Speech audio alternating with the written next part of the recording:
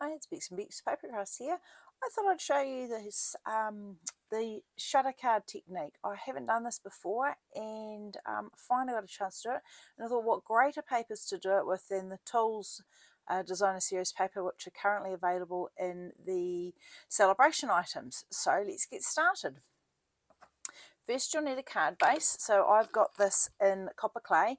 I'm a metric, so this is a half a sheet of A4.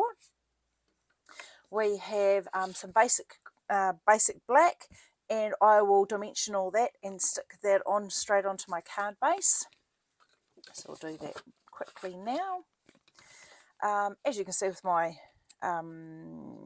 dimensionals, I highlight them so then I know without a doubt they are ready to go, and I don't have to put my sticky fingers in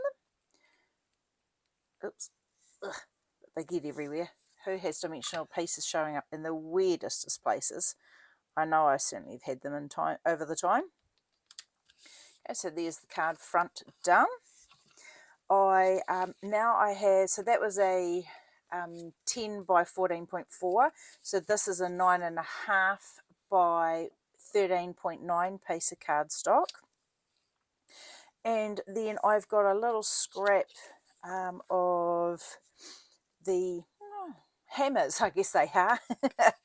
So that is 7.5 centimeters by 5.5 centimeters, and it actually just fits straight into the heartfelt punch. I'm just going to cut a shape out. There we go. Just going to stick that down in a minute. Now I have 6 of these bits of basic black. They are 0.5 centimeter each by about 10.5 centimeters long. And we just literally start getting these things lined up. Now I also have these, I have 2 of these pieces. One will go in the top corner and one will go in the bottom corner. Now that's how I have aligned it. So that gives me my extreme bottom corner. And then that aligns to there like that. And this will help me keep everything square.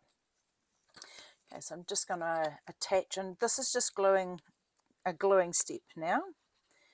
So good old multi-purpose liquid glue. Make sure my diagonal's up the right way. And I've got all my spacing right, I'm not wonky, because this helps me keep everything else straight and narrow. Okay, so now we can just move those out to the side. And basically I just started and I went around each sort of side. Now just keep that other sample right up here for me to double check that I get my angles of my dangles right, because it'd be nothing worse than getting these all wrong. And you want to come through so that you're pretty much flush with each edge without being too far over each edge. Okay, as you come around your hexagon. And then you'll overlap and come off the top. And yes, they absolutely are meant to come off the top at this stage. We will get our scissors out and trim them eventually. Okay, and then this one. So it's basically the bottom edge, or the far edge of each one. And I'm going to start turning myself around a bit so it's a bit easier.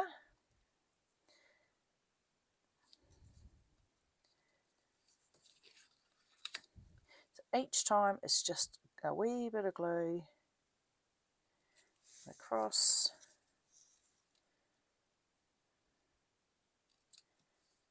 And I think, I did do it too. Didn't mean to do it, but that's all right. We've done it now.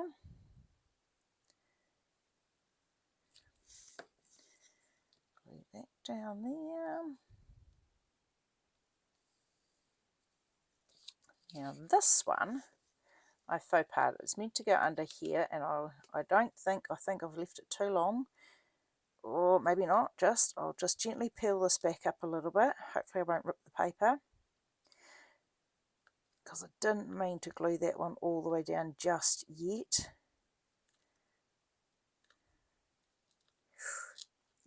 ripping. Not too bad. Okay, I peeled that up, thank goodness for that. Okay, just glue this bit down because of course you want this last layer to go underneath the top edge. Okay, it's always good to do your glue right to the edge if you can. Right, that should now go through there, and now we can just redo this bit through here again.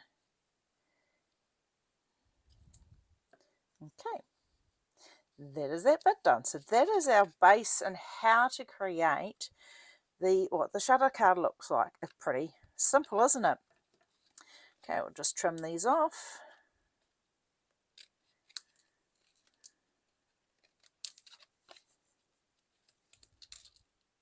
Sticky glue.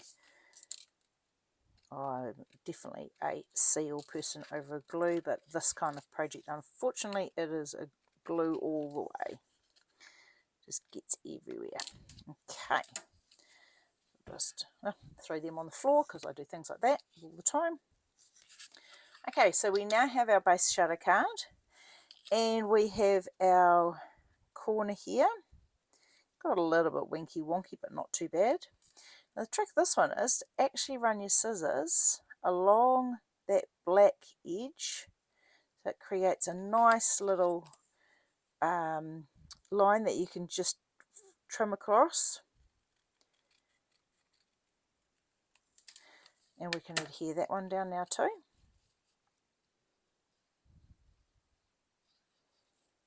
And we'll do the exact same thing up in the top corner. Oops, my cutting must have been a bit wonky there. That's alright, won't matter too much. Okay, we'll do the same thing on this corner. Now we had our, do we want, probably should go that way up maybe. Then everything flows nicely. Guess we'll just do the same thing we did on this side. And it is, if you're like me, yep, that's a bit better. I may have gone off a little bit off to the side on that last one. Okay. But you know what? You can hardly tell I've missed a corner there, and there's lots to say for a little bit of ribbon. Pop that one on there. Teeny bit out again. Oh, my cutting must be wonky. Okay.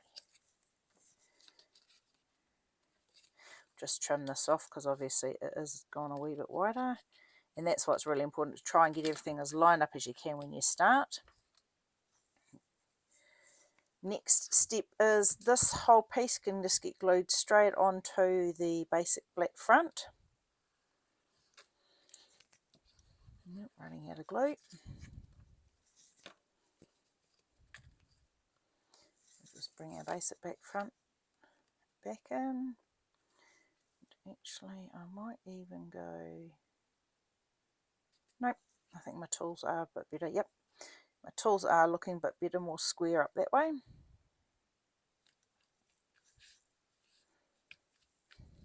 Okay, now I have a little piece of basic white, and it is 5.5 centimeters by 2.5 centimeters. So I'm just going to pull out my copper clay, and I really liked the words from the Earth and Textures stamp set. You always know just what to say and do, and I thought it's kind of nice. You know, it goes kind of well with, you know, people that you know that help with the tools and things like that, particularly like my dad and my husband.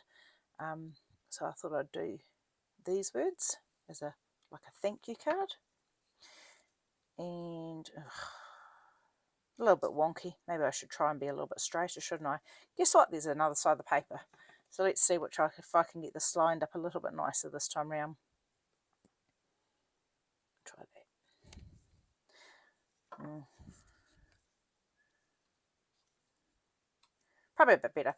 Okay, and then don't forget to do a little bit of the old ink, the cardstock and the ink,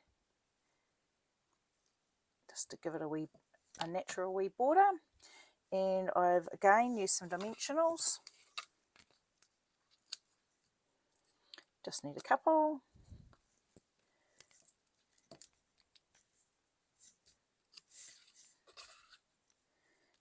out the right way. And this fits in here perfectly.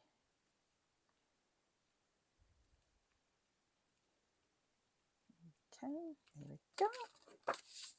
Now I've got a couple little bits of linen thread, so I've got a double bow that I can tie, and my linen thread is, linen thread always runs away on it, doesn't it, curly? So yeah, 15 centimeters each, and just work with them together to, I do the little bunny loops. I find it's just easier to do 2 little bunny ears and pull them through, and then just tweak them back the other way as need be. There we go. Usually get a pretty good bow when you do it that way. And some glue dots. And now, although I got something there, I think I've got a little gap there too. So I think I'm just going to stick this one down here in this corner. And then I've got 3 of the neutrals, black little dots. And I'm going to pop them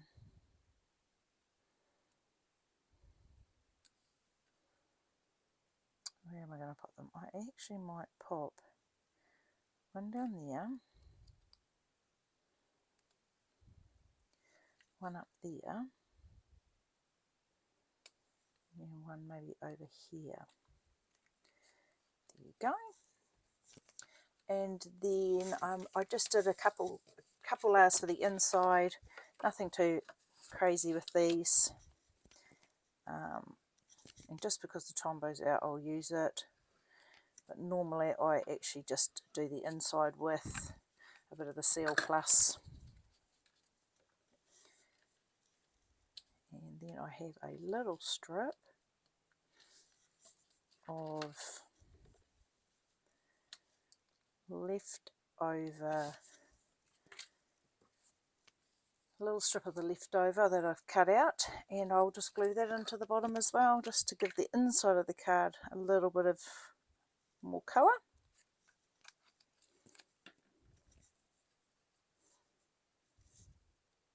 The screwdrivers, kind of cute, aren't they, little red screwdrivers? And done and dusted, a shutter card. So they're both pretty similar. I hope you've enjoyed. Thanks for watching.